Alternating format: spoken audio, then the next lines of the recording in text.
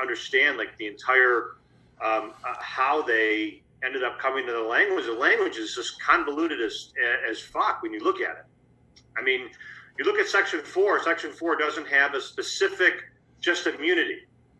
It doesn't say like you're just immune.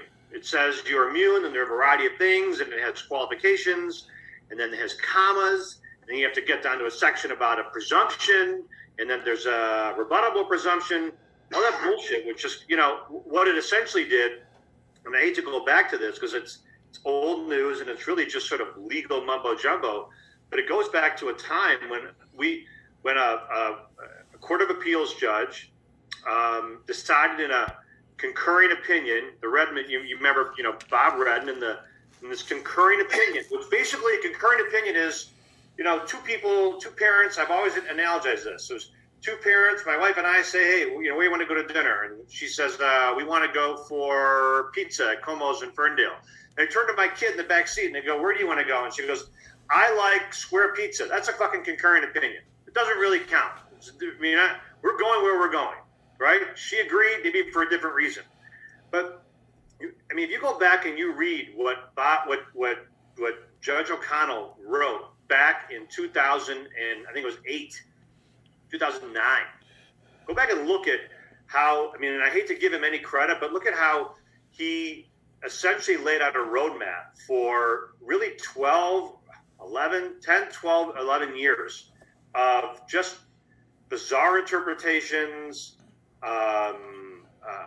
you know, permitting prosecutors to essentially charge, giving judges the ability to charge cases and then to have to make people litigate in court. And I know people don't like the legal system, and I understand that. I get it. There's an old saying about our legal system that my good friend Adam Brooke forgot to add at the end of his monologue, which was that people criticize the legal system, but they say, I hate our legal system, but it's the best one out there yet. There's no better legal system, but it sucks, and it's a terrible way to make policy. I don't know if you know, but I just did a discussion about a podcast about the hanging judges and how that these guys, in one way or another, in small district courts and counties, they're still around. Yeah, these judges who still they're I mean, maybe they don't get to hang people literally, but figuratively, they're the people that find ways to go to the top of the guidelines. They find bizarre interpretations. They find ways to find obscure, you know, a comma in the wrong place, and they come up with some bizarre interpretation of a statute. So it is a great way to defend people. It is a terrible way to effectuate policy. Lawyers should not be effectuating policy in court when people's lives are on the line. Well, prosecutors should not. What's that? Well, I was going to say cases or interpretation of. They're terrible. That's the worst. Should not be done. It's a horrible way. Right. You can't think of a more ineffective way to develop policy that applies to 12 million people than allowing in incremental phases one prosecutor to charge one person, one defense lawyer to represent them, go in front of one judge. You guys know this. I just read this study, came out of Israel, that they found that judges who actually sentence people when they're hungry tend to take the easy way out and sentence people more harshly. How arbitrary is that? Basically, it means as a lawyer, you got to have a Snickers bar with you whenever you're in front of a judge to make sure the judge isn't hangry before they sentence the client. Right. Wow. So apply that to what we're talking about here. It really ends up being the worst way to effectuate policy. The fact of the matter is that lawyers and how many people did we hear, Michael? And this applies to all of you guys. How many people have we heard over the years, individuals who took the Medical Marijuana Act, sat down in front of them, read it, and said, this makes sense to me. I'm doing what the law says I can do. And then they do it. They get charged. They get arrested. They get prosecuted. The law is interpreted slowly but surely like a tortoise, and it's interpreted very unfavorably by the courts. The courts, I could go on and on. Do you know that years ago I owned a piece of a company? This is years ago. I owned a piece of a company in Las Vegas that sold, that marketed the Scram Tether. And we had to go around and we had to find someone to go market these things to judges. And the judges would always have the same feedback. What do you have that works on marijuana? That's the state of the judiciary out there.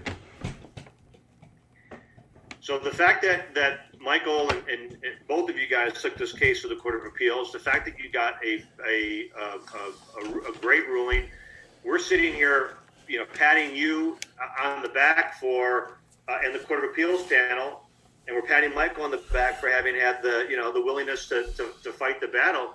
But the fact is that we're giving the Court of Appeals credit for basically applying what made sense. The law. Doing their job. I've only had a few clients here and there that have walked into court, and I can tell you the stories where they walk into court and they say, I don't want probation. I've had a handful. I had one in front of one of the toughest hacks on the bench who raised his right hand and said, Judge, you can save your drunk driving speech for somebody else. Just give me my 93 days. He wasn't going to do probation. But besides that, anybody that goes into court who's on probation, when a judge revokes probation, it's clearly a penalty. I mean, that's what it is. You're taking someone's freedom and you're putting them in jail. So why it took 13 years for the Court of Appeals, and we've all litigated this issue, and we've all lost. Occasionally we won. Once in a while we found some judge who said, I'll let you use it on probation. And we walk outside with our client and we high five and say, let's get the fuck out of here. That was a great win, and we walk away. But most of the time people who lost didn't appeal. Mm-hmm. And I give Michael a lot of credit for appealing, both of you guys for taking it to the Court of Appeals. And I give you a lot of credit for getting, that you got two judges that I was surprised to see sign on to that opinion, to be frank with you. They've not been in our favor in the past. Sign on to, what's that? So they haven't really been in our favor in the past in the Court of Appeals. No, they have not, in my opinion. They have generally not been, I think, people that I would have counted on as reliable medical marijuana votes. But in fairness to them, they weren't interpreting.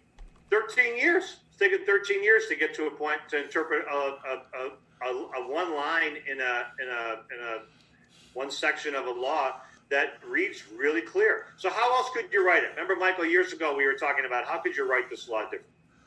How could you write it so that there was no ambiguity? The only way to write it so there's no ambiguity would be you'd have to write it and just cut out all of the exceptions and the commas, and you just have to say it is permissible. You almost have to make a prosecutor or a police officer suffer a penalty if they end up violating the law. This is so. I think that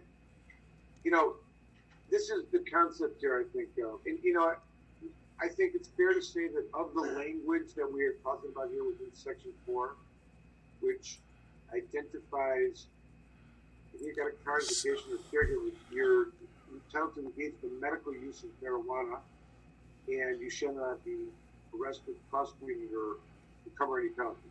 Now, we know now this case speaks to the penalty of any kind, and there's been really no other specific interpretation of such, and they kind of identify, in its interpretation, one of the things they do, they recognize the conflict with the existing probation statute and say they rely on Section 7E, which is the conflict resolution. They usually don't get that because there's a lot of other laws that the MMA conflicts with, like the public health code. Like they didn't drop that one. You know what I mean? But they worked on that. They pulled a piece out of 625 and 257 about patient. We're not subject originally to driving with any presence. There's a couple of those in there that they relied on. But I'm saying of those three articulated protections, we know and we've had and been exhausted with immunity from arrest, right? Harwick Tuttle gave us our roadmap of whose burden and how to do it, blah, blah, blah, blah. And now we finally got something here with the penalty of any kind. And it's always been there. It wasn't birthed yesterday. It's been there since 2009.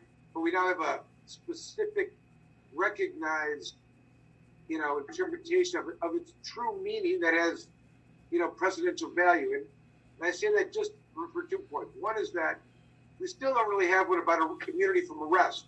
There's never been one, ever. We've never really had that. And they exist all the time in this situation. And maybe one of those will have, but that is a void. Like, how do you... There's never been an immunity from arrest. Never. Right, like, how do you get past, any of the meaning of this if you be arrested without some test of the immunity of some kind? Immunity has no meaning if you're arguing it in a prosecution. You know what I mean? Like, that's the point that it's, so that's another issue that we haven't gotten to. But, anyways, what are your thoughts in terms of the impact of this in some of these other agencies that, well, I've got a lot. So, since your opinion, I probably got, I don't know. Since your opinion, I've gotten bunch of calls, 3 or 4 calls from people that have asked about bond.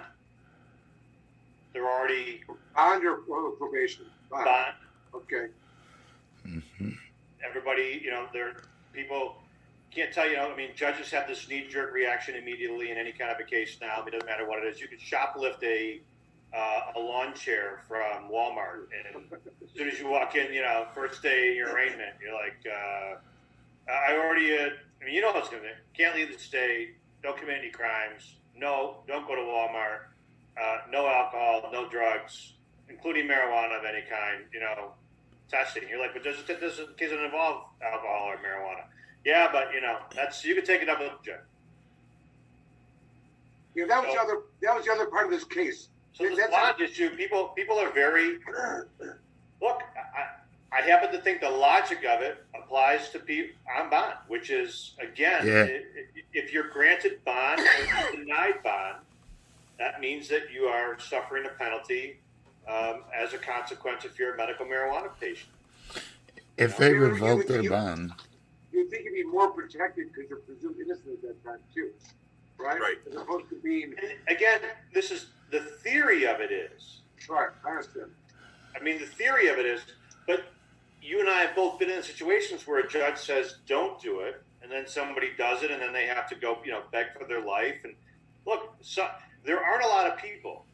And you just identified that point with the issue of arrest. There just aren't a lot of people that are willing to spend 48, 72, 96, 120 hours sitting in jail trying to litigate this stuff. For a lot of people, you're in jail for a week, particularly during a pandemic. You're thinking to yourself that wife, kids, significant other, whomever, boyfriend, girlfriend, finances, rent, job, contracts, all of a sudden you're gone for what? So the idea is that, Judge, I want to litigate the issue whether I can use marijuana while on bond. Okay, I say you can. Okay, well, I want to appeal. Okay, you appeal. Then you get one of 17 varying personalities, all who fit on a personality scale. Some on the very far left that are pretty reasonable and tolerant, and you get some on the far right that I just spent some time talking about on a podcast because their reaction is no, and they close the file and they move on. Then you got to go appeal to the Court of Appeals, and then it's an abuse of discretion standard, and that's where people are. I think it's a great opinion. I hope the opinion is applied to other areas. I really honestly do. Sad that it took this long to get there. Do you think it'll have an impact on any of the DLAD stuff? That's always been like a shutdown for persons that are trying to get a. I think it should have I think that it should have an impact, as I thought it should have had an impact all along, on all of any other area. The language is very broad. It says shouldn't be denied suffer any penalty, loss, or privilege. And what happens is, of course, driving is a privilege. I was so glad to see the Court of Appeals in your case turn the privilege language of probation around on the prosecution. That was a amazing turn of phrase by, I don't know if you guys drafted that or if they just came up with that, but it's a really great turn of phrase, because we've had probation thrown in our faces all these years. I've been a lawyer for 27 years. I've had 3.5 years I spent as a prosecutor, which I'm apparently still paying penance for in various ways. So Jerry Spence says that I have to pay penance to that up until my dying day. So in the meantime, the fact of the matter is that you've got this. Can't even keep my thoughts straight with that, and I'm laughing in my face like that. The fact of the matter is that, I've always thought that all these other issues should be protected. I don't think people should have to choose between their Second Amendment right and being a medical marijuana patient, no more than you should have to choose between deciding that you want to take Prozac or Xanax occasionally and having or some other pain medication and having a firearm. I don't think that if you take maintenance medication like antidepressants or Xanax that it prohibits you from qualifying to drive, nor do I think that being a medical marijuana patient should either. But there's still again, we're making law, we're impacting lives in the worst possible way. Our cases are about protecting people from going to jail and potential conviction. It's a terrible way to have to go to 17 different personalities in a circuit court. Then you get a blind draw of a panel of 3 judges, some who hate each other and don't even communicate, some that don't drink, some who drink for a ton, some that none of whom probably have ever openly admitted. Is there a single court of appeals judge who's ever admitted using marijuana? So you're really talking about a very, it's just not an effective way to policy. And Neil, do I think we'll ever get to other? Yeah, I hope so.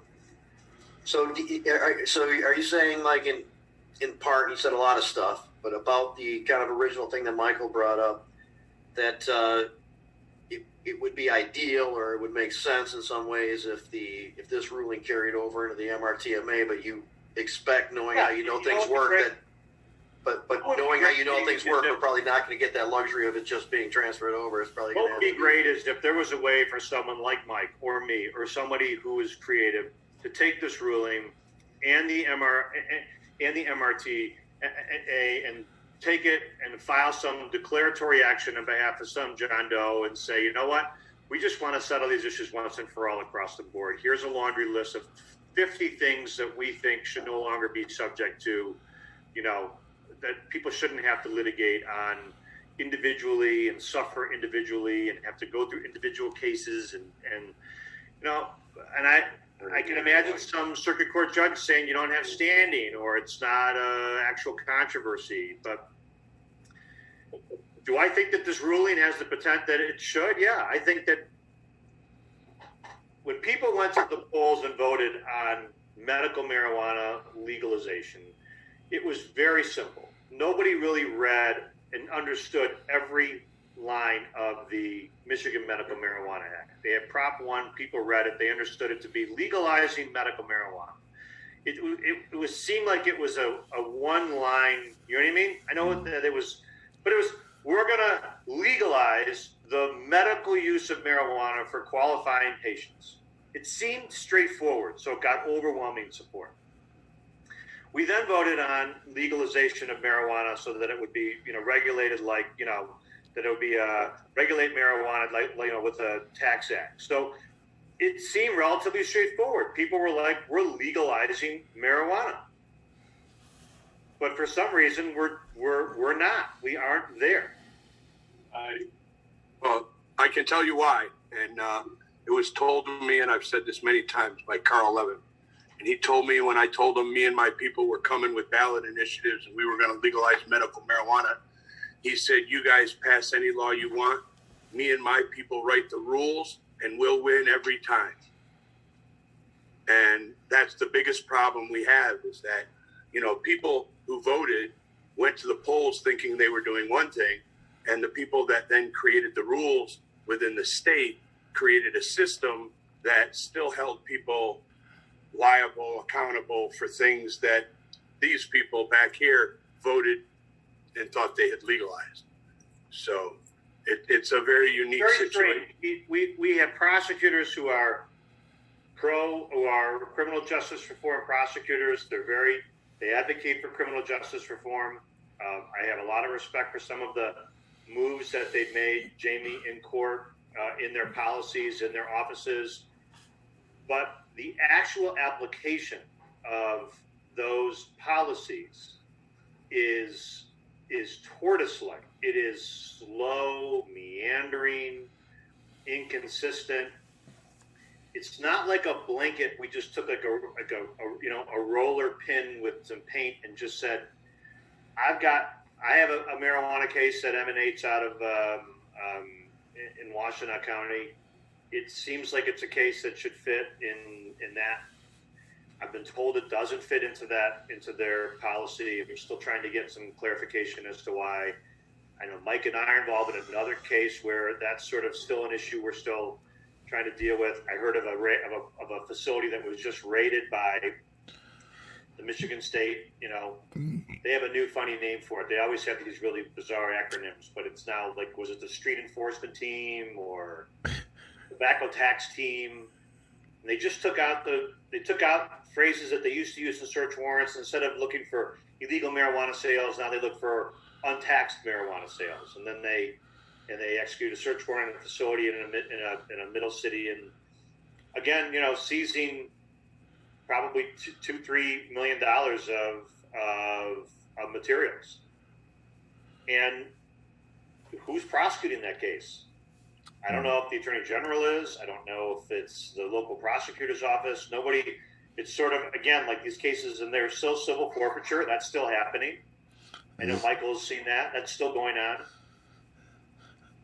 Say it's a smash and grab. Can they actually get a conviction out of anything under the new MRT? Like, it's supposed to be $100 fine if if you do something outside of the law. Like, what are they gonna do? What could they get a conviction on? They can charge a continuing criminal enterprise by claiming that it's tax crimes, that they're financial crimes. Right, they're going to Al Capone people is what they're going to do. They're basically going to get everybody for some sort of tax crime. I'm not trying to point to the boogeyman here, but the reality that's is what's coming. The only way to this is just so, Jamie. The fact is that when Michael and I had this one case that we were working on together, and the case, I mean, Mike and I were talking about this. At one time, we had a medical marijuana motion. What else we had besides that, Mike? We had a marijuana facilities license motion in the case. We had a storage issue. Like, we're literally in court arguing over, I think it was like 30 feet, right?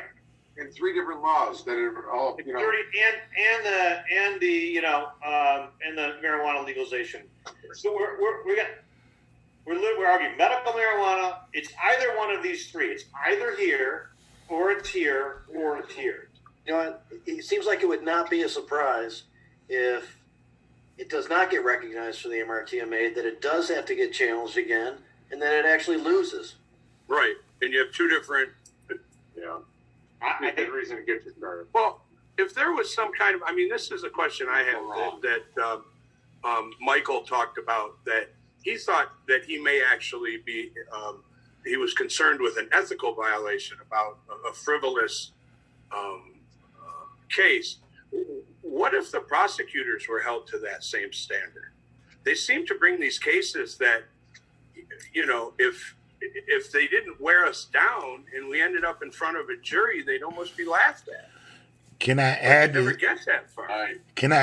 that though and ask, is there any repercussions? Like, can you actually take now and go back and sue a court for us having to say go to the Court of Appeals? Or is there a class action suit or something that can be done, say, to a county that has continued to deny people this or have locked anybody up? Like, I don't know, is there any repercussions for the people now that we can do? Fantastic questions, and great questions. Great questions. I was going to say this. When you start talking about the concept of immunity, it has legal meaning. And I'm fighting this instance in a certain court where a defendant was found immune in the criminal case. So they're immune. means that they shouldn't have been arrested, shouldn't have been prosecuted, they should suffer no penalty. Now, there's also a forfeiture case going on. It involves the marijuana and the money that they got the crime. But the immunity applies to all immunity. So I got over to the forfeiture case and I said, immunity. And they had to return things. And we requested the marijuana back. And the judge ordered to be returned. We're fighting right now about that. But in our discussions about the concept here, Neil, I'd say the argument is essentially, look, if you're going to call it immunity, we know what immunity means. I mean, the person has to be made whole again. They should not be taken from any other position they were before they encountered this. You must return them to whole. It's just Michael, it's just more than that. But if this is qualified immunity for the police. The answer to Michael's question about immunity is no, Michael. You can't sue a judge, and you can't sue a court, and you can't sue a prosecutor. They have absolute immunity. The law absolutely protects them from lawsuits. If we filed a lawsuit against the Oakland County Circuit Court, or against the former Oakland County Prosecutor's Office, or against the former head of a narcotics prosecution unit in one of the Tri-County areas, and we filed it, they would file an immediate motion for summary judgment. They would claim that their conduct in charging you and prosecuting you was sanctioned by a judge, was approved by a district court judge when a complaint was authorized, that it survived the preliminary examination, so there was probable cause to believe that the crime was committed, and that's the system. And they would claim absolute immunity. Not only that, they would probably be able to file a motion to get sanctions against the lawyer that filed the lawsuit. That's why when you sue somebody, you got to sue the individual police officers because they're acting on the street and making an arrest. But I was saying, so immunity is absolute.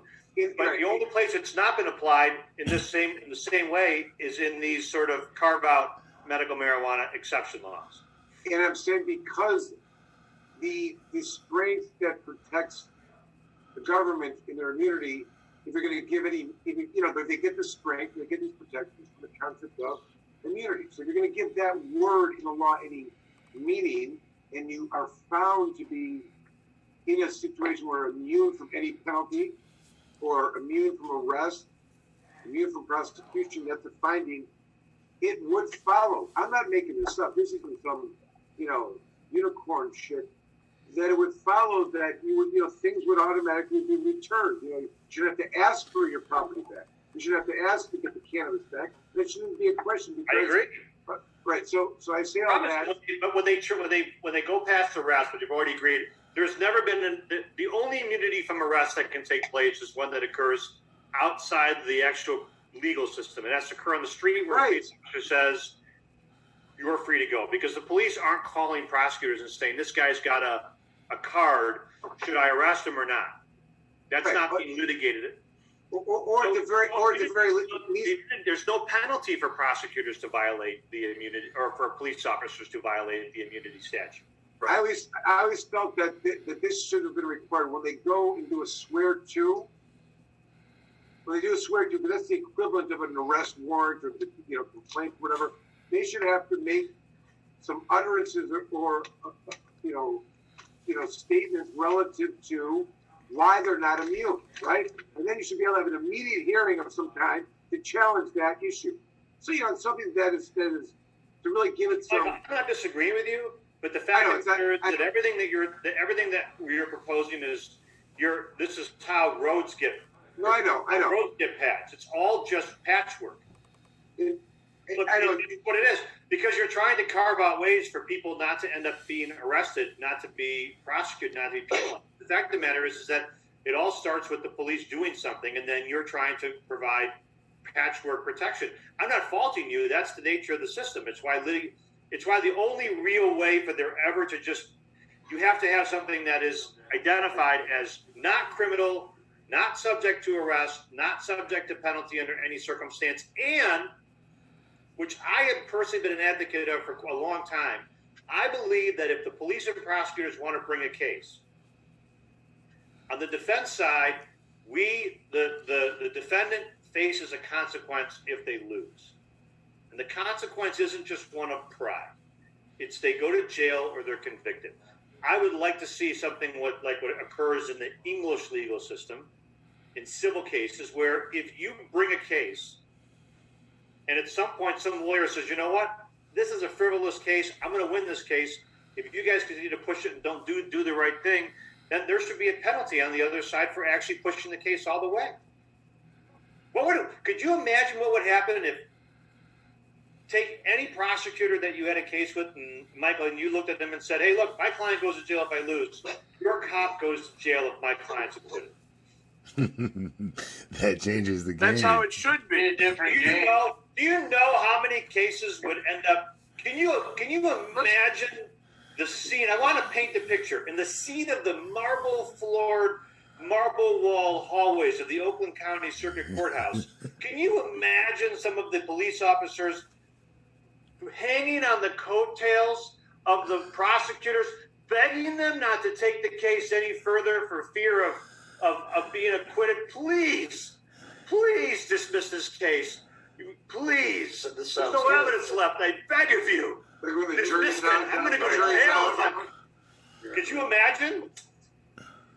Could you imagine, like in the middle of a trial, some police officers saying, Your Honor, I never wanted this thing to go this far. I told the guy to dismiss this case an hour ago. It's on him. Do you know how much more justice we would have in the legal system if the consequences for pursuing it, or if you're convicted, or if you're acquitted, then there should be a automatic cost reimbursement for attorney fees, for loss of income, loss of wage. Put something in. Anybody, and I'm not a populist lawyer, but everybody's got to have something in the pot. That was the point. That's the point Michael's making, I think, is that, they did nothing other than make up some, old and stale, like beaten down, like this is 2020, man. I haven't heard those since 2012 kind of arguments, like just some really it makes you violent. And there's no. You threw like the spitball at them. These guys had no idea. They were like, "What?" So we are, I guess we're getting winded down a little bit. But Neil, I just want to know if you feel as strongly as Michael Komorn and others about the irrational continuation of cannabis being kept on the state's controlled substance list. What? I was just going to say one thing. Neil, I think we'll agree with all the impact of this case, but putting that aside for a second, there's been a huge reduction, generally speaking, of criminalizing cannabis. I'm sure you're, to whatever extent it was part of your practice before, and they're not raiding homes anymore. There's some areas that I think are still, being quote unquote public safety, and there's a lot more of its enforcement stuff. But people who are still involved with the system are getting screwed in courts. I mean, you see, that, so. To answer Jamie's question, I think that I think that the legal system has cannabis is at a point where there have been 3 major pieces of litigation that have been passed, all with the same goal. The idea is to remove cannabis from the legal system. And the legal system, it just has no business in the legal system anymore. And it's too bad there can't just be like a single omnibus filing that just says, look, let's just, once and for all, let's just have it out and get it out of here. Jamie was asking specifically about the current scheduling of Schedule 1 for everybody. Schedule 2 for patients. I'm not, It makes no sense for it to be scheduled. Why is it a Schedule 1 drug? So when the Legislative Services Bureau says that it's relied on to be part of the regulatory scheme for it to be there. I mean, it's that makes no sense. That makes zero sense. What's funny is that I'm rarely speechless. Years ago, people talked about the military-industrial complex. And there is a judicial industrial complex, and there is a legislative industrial complex. And whatever, Jamie, and I'm not criticizing you, whatever it was that you just cited, that is a direct product of the legislative, industrial complex. That's somebody interpreted something to say that something. So someone's getting paid to actually do that. I think that it should be taken out of. People can still go to a store and you can buy cigarettes. Cigarettes. I mean, I'm sorry, cigarettes kill people whether you smoke or not. Cigarettes are dangerous. They are inherently dangerous products. There've been lawsuits over it. How much you can buy? Why are cigarettes? Why is a person allowed to walk out of the front of the courthouse and smoke a cigarette, but not are going to be allowed to walk out of the front of the courthouse and smoke a marijuana? You can walk. I agree with that. You walk into a hemp store, and buy some, hemp flour or some hemp gummy bears that have THC in them, trace them out. At a gas station or at a dispensary. But this is just the fact that we're having this conversation just reveals the absurdity of it all. Yes. It should no longer be. It shouldn't be a schedule. It shouldn't be on a schedule. Look, isn't it the same schedule as fentanyl? that's right. The absurdity is all this time we're still fighting it. After all these years, we're still having these conversations. Like you said, why isn't there something that just ends it all? Like, we pass these laws, we play their system, and then they still don't honor when we beat them at their own game. We've had judges who've ruled that marijuana was no longer on a Schedule I drug. We got that ruling in Oakland County. And then the prosecutor's office immediately appealed and had it reversed before the ink was even dry on the paper. It doesn't make any sense. I don't know what to say about it. Every year we have. If you ever tried, here's the sad thing. About 200 years ago, the idea that being ignorant of the law was no excuse maybe arguably made sense because there were going back to biblical times, there were 10 laws. Then we Jews added a bunch. We then added another 620 rules to 10 commandments. But there were 631. You could kind of figure out what they were. Basically, they're don't hurt somebody else. You know what I mean? Don't take shit that's not yours. It's borrowing from George Carlin. Basically, it's when I wrap it up into one, do good is basically what the rule was. But don't hurt anybody else. And don't take shit that doesn't belong to you. That was the old George Carlin skit. You know how many laws we have in the books now? Millions. A lot. And these guys, they passed thousands upon thousands of bills. Did you read the DUI expungement law? It seems like it should be so simple. If you had a prior DUI, and you don't have any other DUIs, you could seek to have your one DUI expunged. But they got 2 acts, and it takes up 12 pages. Because, someone's got to write the particular language. These guys, that's all they do is just generate shit.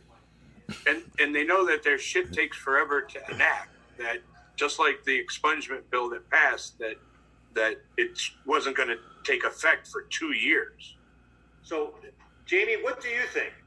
Should it still be legal? Should it still be on a schedule? I'm sure the answer is no.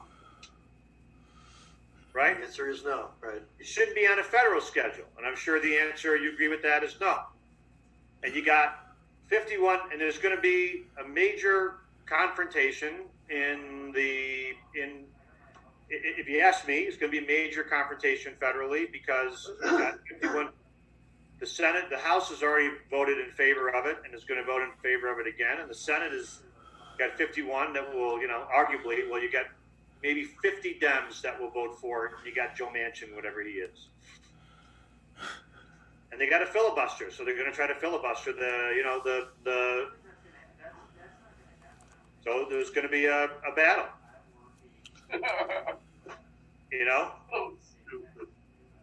By the way, I have to say this. Anybody follow the Ted Cruz news today? Yeah. Oh, sure. Yeah. Well, you can't go on Twitter without fucking reading about Ted Cruz. He went to Cancun while his state is under ice. Classic. The best part was the best part is the video of him walking back through the airport on his way home wearing the Texas flag as a mask, which wasn't wearing when he left. There's an old joke about No, Ted he Cruz wasn't. in Washington. They say, why does it take everybody, why does everybody immediately dislike Ted Cruz? And they're like, because you don't want to waste any time. It's so dislikable.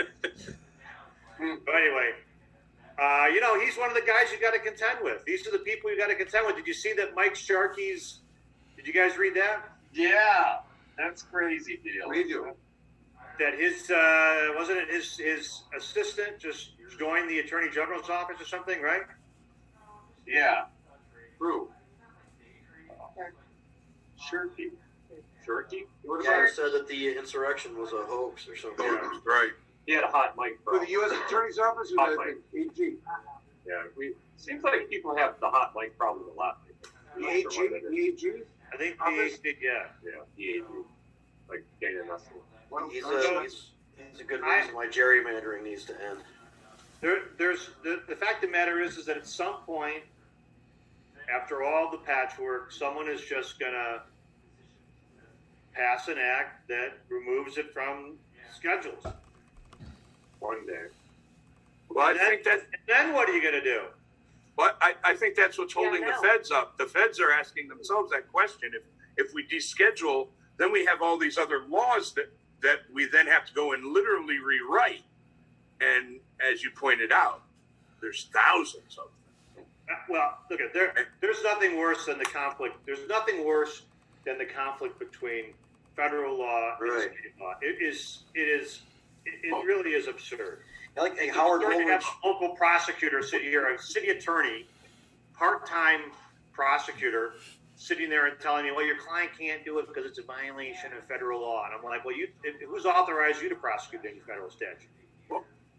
The other problem with the federal issue is once the federal government makes their move, whatever it is, there's going to be 35, 40, maybe 50 by then states, who knows, that are each going to have their own their own laws and their own setup and their own system. And they're going to start fighting for states' rights again. And it's going to become a states' rights issue that we're going to want to do it this way and they want to do it that way. And, I think the federal government have almost, cornered themselves. All right, let me ask you guys a question because you guys are all pros. So, Pro smoker. you go back in time to 2008, and there's the medical marijuana proposition. Well, and the MPPs involved because they were involved in all that back then with their fingerprints. What would you do differently to avoid all of this nonsense? And I don't mean nonsense like it's silly. I mean nonsense like that we're talking about exceptions to exceptions and do the rules mean what the rules mean. I don't think you could. I think that we had to play it the way we played it based on the way it works. I mean, I think we had to weasel our way in with this broad medical thing and the rules of what. I'm saying if you go back in time, I know why MPP wrote the rules the way they did. They wrote them the way they did to people. We all know why they wrote them the way they did. They wrote them the way they did in hopes that it would slide through a patch, and they just figured we'd figure it out. So better to get your foot in the door than to be locked out. But Jamie, you're a pro, so how would you write it differently? Well, we hinged a lot of stuff on the patient-to-patient interpretation. So if that were clear, but you weren't restricted to, a caregiver and a Noble 5 Okay? or exchanges, that would have helped out a lot. It would have helped out a ton because I think everybody sort of relied on that, right? And we had the one-arm transfer, like the one-directional transfer rule that the court of. Asymmetrical or whatever, yeah. How about you, Komorn? Would you write differently? Well, if we're talking about writing,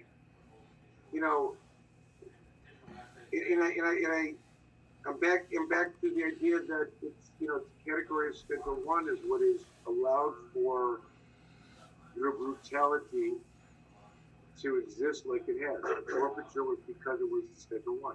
To get into the car, get into the house because it's Schedule 1. It's contraband per se. Yet, first line of the act, the preamble is like, the state of Michigan declares that cannabis is medicine, according to the National Institute of Science. You know, and they say it right there that it is not Schedule 1 weed. You know what I mean? And the whole, the whole premise of like if it really is adopted by state law, adopted by voter initiative. It was a tightrope act for us. We're always. It was like a tightrope over lava. If you somehow slipped off of the tightrope, you fell into the public health code lava pit. You know? I understand, but I think that can only happen if cannabis is Schedule 1. You see what I'm saying? I think there was too much. See, you can't have both. You can't have both. You cannot treat it as something that is the most dangerous, addictive, and mental health issues, and also say that it's medicine. Those two things can't exist in the same world, and even if it's for just a certain class of individuals. So it should have been. Quaaludes, I understand, disagree, by the way, but that was before my time. What's that? People who used Quaaludes back in the day disagree, but that was Wolf of Wall Street shit. That was before my time. I understand. But I'm saying to you got to laugh a Miller over there, but so I'm saying to you, I don't know, or I think the other issue was that for some reason, first of all, I mean, when I think about the brutality of shit that went on, I would have never expected that. They did whatever they're doing, the SWAT shit, and they did that and they said, okay, we're just going to go do it over here to these people. New law came out, we started fucking just, SWAT raids and fucking guns and fucking boots and helmets and shit, and they're just going to start doing that here all the time. It was like a wild ride. They were unstoppable. So what I'm saying is your opinion that you and Michael got together as though it's like manna from heaven, and the reality is that it is exactly what should have been the ruling. Exactly. The whole time. But going back, I'm saying for some reason, it was originally supposed to be managed by the Michigan Department of Community Health. And then there was a executive order moving it to Lara. But still, with that being said, the state police, for some reason, became the monitors of it. They just kind of anointed themselves. It could have gone a different way. Think about that. They could have said, patients, caregivers, we have some other less invasive group that worked or something, or kind of, more of a, I don't know, they turned it into a shit show. You know what I mean? It was cat and mouse, Tom and Jerry. To answer Jamie's question, the reason why I asked that question is because, Burma has the very same sort of intention, right? It was intended to basically carve out protections and to learn from mistakes that were learned from the Marijuana Facilities Licensing Act, and learn from mistakes that that were made in the drafting of the Michigan Medical Marijuana Act. But do you think the legal system is really, the police departments and the legal system is capable of not mucking it up? Right. Yeah. To take it back, I would say what to change would be people interpreting it with its intention. Yeah. Exactly. All of that. I mean, we've seen how many times people remember maybe you could do a historical. It'd be a great show to do one day. Would be to go back and review all of the shitty advice that people got over the years that made perfect sense. Right. All the advice that made perfect sense based on the way the law read, but then we ended up being really shitty advice because of the interpretations. People went from hiding and never disclosing that they had marijuana in their purse or in their pocket or in their house to the police knocking on the door and going, I got, come on, look at my grow. Right. I was just down there, and they go and the door's unlocked because they just came up to answer the door because the police are there. Right. You know? And now they're out of compliance. So What's that? And now they're out of compliance because the door wasn't locked, and now they're in trouble. Exactly right.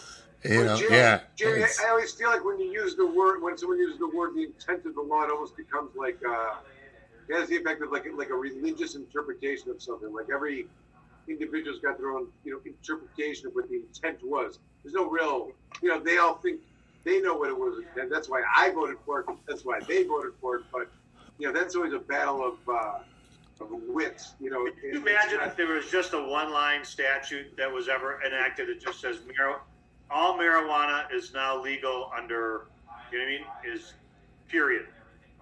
We talked about that in terms of marijuana and cannabis is legal, period.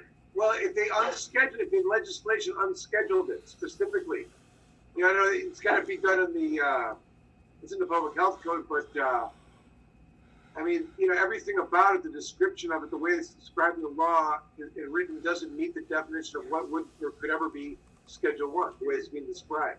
And what's interesting, They were taken I off. do have a question for you. Why do you, because I never asked this question, how did you guys, Michael, your case was over basically, and you decided you just wanted to appeal this issue because you didn't like is that basically where you were at? So I had got a Marinol prescription at right after sentencing, because the judge told me it was in my PSI. It said do 30 days in jail or do a year probation and quit smoking marijuana. So I attacked the judge right at sentencing about marijuana. He's like, why are we talking about marijuana? I said, well, because it says in my PSI, quit smoking marijuana. And I said, you lost that right 12 years ago. You don't get to tell me that anymore. I fought it on parole. So when I got the Marinol prescription, and Michael helped get that approved during my first appeal to amend the terms of my probation. So that's when they officially approved my Marinol, after Michael Komorn went back and argued with the judge for 15 minutes. And we filed a motion to amend as the conditions of bond. At that time, we had a script. So the judge said, no, Komorn, no, Thue, you cannot use medical cannabis, but because you got a script, we can't hurt you if you got a script. So they accepted that I was going to drop dirty, and they knew that I was going to drop dirty because my levels had all been the same, and they attested that to me taking the Marinol script as I was prescribed, which I just never quit smoking any less cannabis than I do. I smoke the same amount every day. So, so for me, yes, it was a moot issue. But again, No. So what happened was what happens, we then appealed from the district court to the circuit court. Circuit court denied our application. And then we appealed from the circuit court to the court of appeals. They accepted our application. And they said, okay, we're going to, send you a Zoom for, you're going to get a notice in the future. We got a notice, and it was like in December. We had arguments, or the case was going to be heard in February. And Michael's probation was expiring on December 20th. So he was off probation at the time, and they had that nice piece in there, Neil, about mootness and the opinion that's. Do you think? Did you even get to see the way that the judges reacted during your arguments? I mean, were they? I missed You didn't get an argument, did you? No. There was some issues with our credential. What happened was they didn't follow it. Yeah, There's such a hostility. There's one day you guys will.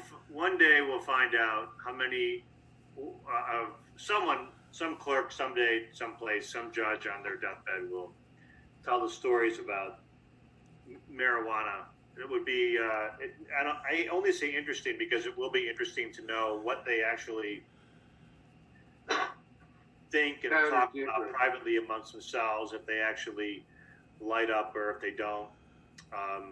It would be interesting to know because they have such a hostility to marijuana. It's like it's in their blood.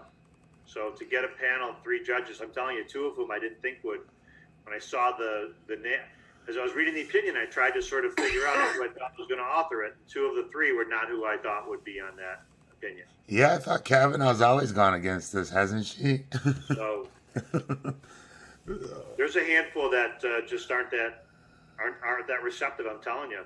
You know, I remember a judge who had cancer, and her husband was going around trying to figure out how to to help her alleviate her pain from suffering from cancer and then from the chemotherapy. And everybody kept saying, why didn't she use, marijuana? And her husband said she's fundamentally opposed to it. I'd rather die. So, Yeah, you know what? I got my opinions on that too. I think like consciously it would be difficult for it to even let it act as a medicine or do any kind of alleviating because the guilt, of its use after probably locking up. if you could go back and answer my question and rewrite the law, I would rewrite any law that has an exception like the one we're talking about. There has to be a penalty on the other side. There's a penalty for violating the strip search statute. That if the police engage in a strip search, that there's a penalty. There's a penalty for violating certain.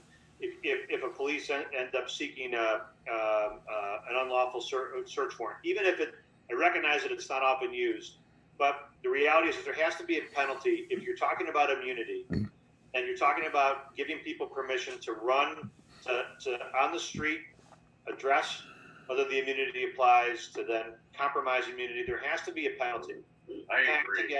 That's the one thing that I would rewrite, which is there has to be an ability to cause people to second guess, to stop and think, to premeditate, to deliberate over whether they choose to proceed forward with a potential violation of someone's immunity. It's the only way that you can really make the immunity a reality.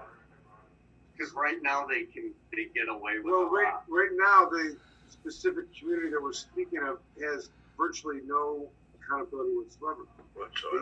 There's no. It's like, no, civil they get to roll a liability. bowling ball down a lane. Right. They never get a gutter ball, and they always Right. get at least some hint. I mean, it's like there's no penalty. And I think Neil, I'm a big proponent of this. Like, in terms of criminal justice reform, why are people writing? Just make them accountable. You don't have to defund them. Just make them I agree. liable. You don't make it so you might even, like I said, I'd like you write into the statute some kind of like damages upon this, that, or something Yeah. you can see. All right, but with all that being said, what this will do is it will require a change of the environment of law enforcement. If they know they're on the hook for ready to check for liability, Because they're not playing with house money. They're playing with their own money then. they'll hire better people. They'll train better. They'll get better training courses. You know what I And mean? they'll think twice. That's right. And the training will be, don't shoot. You know how many cases we've had? You know what the bullshit is, where you get the gallows humor by a cop who's nice to you after they've arrested you, and they take you to jail, and they're like, "Oh, I really hate to do this, and I really wanted to let you go, but my supervisor told me I had to pursue this case." And then I really don't want to prosecute this case, but I don't really have a choice. But they make us do it. And it's up to the city attorney. The reality, if they're dealing with immunities, and the fact is that if someone's going to trample on immunity, they should be forced to think about it. There should be a consequence. If the consequence is lost wages or attorney's fees or reimbursed attorney's fees, look, I think a lot of people would be down for that. And the funny thing is, watch how hard those guys advocate against some modification like that. Right. Watch how hard they you really can't have the the Kenny Rogers song about hold 'em if one player at the table isn't betting with their own money. They can go all in on every hand because it's not their own money. It's our money. Shit, we pay them to do it. So I would love to see that. That to me would protect guys like all of you guys. It would protect everybody. Because then, you know what? Fine. I got to hire a lawyer. I'm going to go all the way because I'm going to get you. I'm going to win this case, and I'm going to get you to. Do you know how many people? I'm a big fan of his, obviously. Do you know how many? I was asked this by another lawyer, and they insisted that they wanted to file a motion. But I say this: I have a special strategy here. I'll share it. Talk a little bit about it with Alan. But to it. But Sheriff, you realize it's a great secret. Just 15 minutes. I'm saying this. So what I would think is it totally degrades the opinion to have to file a motion. That is not what that opinion says. So if there's something that's required to be the unequivocal assertion of your immunity, and I think also the other way to go about this is to ready for this now? Want to hear the fucking knockdown punch? You get a stip in order from the prosecutor to amend the probation terms in accordance with the current precedents by in Michigan law. And they all know what the fucking law is. Probation terms don't have to be amended, though, right? Because I agree, but then it is the probation term can stand. So, for example, let's say that you're on probation. Listen, I agree with that 100%. I say you could lose your card status. They could revoke it, and it would be illegal.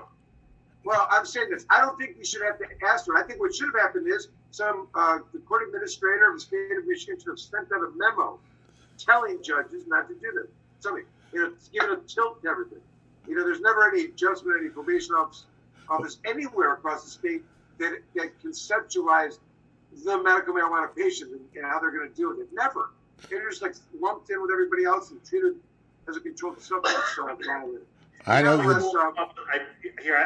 willing to. Who wants to wager? I bet it will take less than 14 days for Michael Komorn to come up with a form that he will end up using and submitting to a probation officer that has like a seal on it or a certification saying my client so-and-so is on probation and he asserts his immunity from penalty, and please stick it in your court file. Yeah, I mean, it could easily be done with a I think something like that and avoid a court case because I've already had people reaching out to me that are on probation or on parole that are like, this is already becoming an impacting my life. Like now they know, I had the court supervisor's daughter message me yesterday. Like, you don't know me, but my mom was talking about you today. I'm like, who's your mom? She's like, well, the district court supervisor. I'm like, oh yeah, I bet she was talking about me. You guys think, Alan? Any of you guys think this applies to people on parole? Yeah. Parole. I'm not talking parole? No. Yeah. Parole. How? Yeah. It's state sanctioned. It's not federal. Yeah, but if you're on parole, you're a ward of the state. It's just they're not going to let parole eat you. The law only says that you can't use when you're incarcerated. It doesn't say. Where would you litigate that? If you're on parole, where would you litigate that? You're going to take it to the court of claims, I think, or something like that. I mean, I think it's the enforcement of the.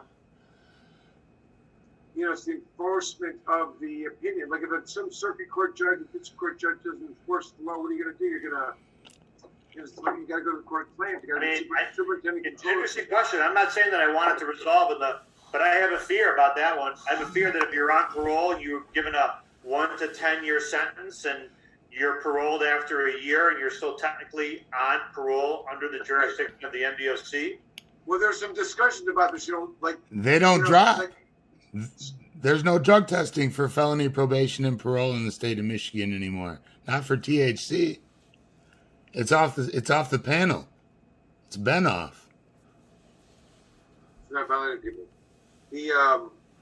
Only look at a district court that shows you how ridiculous that is, right? Right. You're more stupid. Like the Department of Corrections to allow it or not penalize you for it. Someone will fight them up in Yenisville somewhere. Yeah. So Neil, I had a.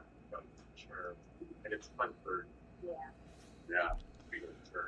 I had it, but listen, you understand the plain. So, Michael, I agree. Just to wrap this up, I don't think anyone should ever have to hire a lawyer. There may be lawyers that are pissed because they used to do motions to amend people's bond for medical use, but I don't think that should really have to happen. I think that there should have been a tilt, an edict, something that changes things and adjusts.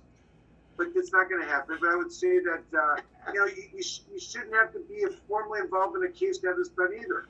Well, so there should be some kind of Neil, I think from a legal perspective, it would be the duty, an ethical duty of a prosecutor to stick it. I'm not saying that you would even need this. I think the opinion stands as itself. You can't punish someone. If you're brought before a judge, they say, well, my order says that you can't use marijuana, medical or anything. You say, okay, but I have a card. And they say, well, I said you can't do it. You say, okay, I have a card. They say, I can't punish you. Because the law says I can't punish you. You can't revoke it. So that's where it stands. But if you wanted to be safe, to address the order, like legally speaking, why would a prosecutor not stipulate to amend? It may not be they're calling a proposed stip in order to amend, sentence in order to not penalize for medical marijuana. Something like that, is. I was trying to figure out a way to make it, least invasive in terms of involvement, these kind of things, and being able to, bring some sense in it. You know what I mean? You can hear that conversation between like the local district court and the judge, the local district court judge and the probation part. Like, there's no way this guy's been, talking some stuff. But then you bring the prosecutor in. You know what I mean? Those little district courts run their own. I don't even. All right, so wait. All right, enough. We had enough, everybody. Michael Thue, we didn't really get into any of the hemp and the. Well, we should have him back. Next week. Tomorrow next week, Michael. Well, again, I just want to thank you, Mr. Komorn, for taking this on and helping me along the way. Like, this is something I've wanted to do to really initiate some change in my community. And luckily it did it statewide and has even national implications. And I can only thank you for finally helping me to be able to accomplish something that I've really wanted to do to influence some true change in our area. This isn't a fight that we should still having to be fighting for. Again, we're immune. For me, I threatened to sue the courts, like from bond hearing on out. I don't know if you could ever sue the courts if they locked me up for it, but I taunted them. I was like, lock me up, violate my bond. I'm not going to stop. Like, I don't know if there would ever be any repercussions for wrongful incarcerations. I think that'd be about the closest way we could get back at him if that were to happen. But that's for you attorneys out there. But if you're going to give any value to the word of immunity, there would be rising out of that. There would be some damages. But I'll tell you what, Michael, even though it's not a popular topic, we can all look forward to erecting the statute of Michael Thue in front of that courthouse, so that people know that when they're in there, that their carded medical use is not something that can be punished. And all that misery they have to go through, at least a little less painful there and elsewhere. But seriously. We talked about it, the Thue statute. Jamie, we got to get you working on that one. That's always going to get done. You got to get it on it. Jamie will get it done. Amanda was so I quiet. didn't catch what you were talking about, but I will get it done. I think my dessert tea might have put Amanda to sleep. Yeah, Amanda was just. It's very calming. Apparently there's some. Wait. We've had the Steve camera on. We're going to look back at it later. Steve just to Delta 8. Like, what the hell is that? We know. Well, that's what we were going to learn about. But it's way past the bedtime of any reasonable person at this point. We got to call it. But Michael Thue, we probably should come back. Michael Thue. All right, always. Anytime you guys will have me, I thank you for having me on again. Awesome. Neil, please, I love you, brother. Will you come back to you and Adam? We didn't get enough on you either. I'm sorry. I appreciate it. Thank you, Neil. All right, guys, have a good one. Thank you so much, Neil. All right. Jamie, love you, brother. See ya. Bye, Good Al. everybody.